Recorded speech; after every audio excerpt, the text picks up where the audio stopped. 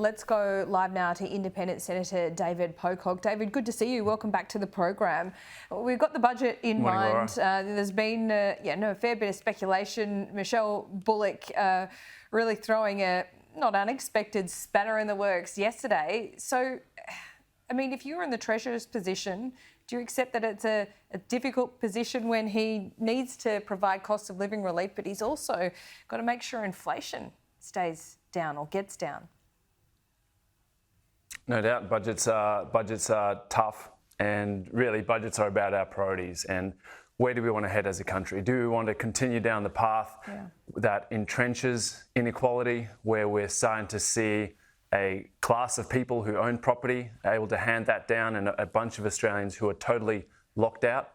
Or do we start to use things like tax reform, which he's talked about, to turn that around? Do we start to look after young people who are having these ballooning HECS debts and facing a cost of living crisis at the same time? So this really is about priorities, and I would love to see the major parties looking beyond the surplus this year. But what does this mean for our future in 10, 20, 30 years' time as a country?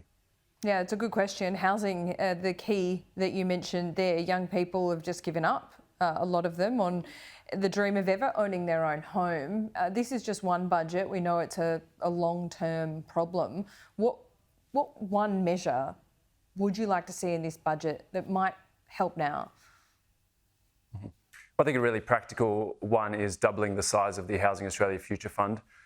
Talking to community housing providers, it sounds like it'll be totally oversubscribed. There is actually capacity within the community housing providers to build more social and affordable housing, so the government should absolutely double that. But to go to Senator Hume's point about dealing with the root cause, I find it pretty astounding that the major parties will say that. Then at the same time, when it comes to things like housing unaffordability and exactly what you're saying, young people locked out of the market, they won't even touch tax reform and looking at capital gains tax discounts and negative gearing. We have to start to turn this ship around.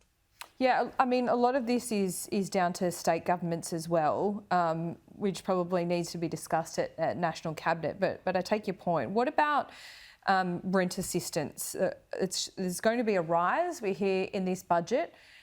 Again, keeping the inflation v cost of living conundrum in mind, how big should that increase be? Well, we saw the Economic Inclusion Advisory Committee say that last year's Commonwealth rent assistance was inadequate. We need a meaningful increase. We know that housing, whether it's rents or paying your mortgage, is the underlying factor in this cost of living crisis.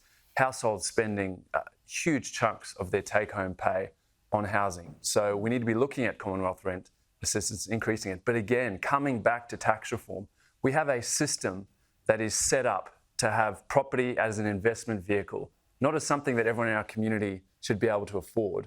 And so it's no surprise that we're seeing property go through the roof and have this sort of crunch. So we have to start to deal with the drivers of this. We have to look at tax reform. We have to look at immigration.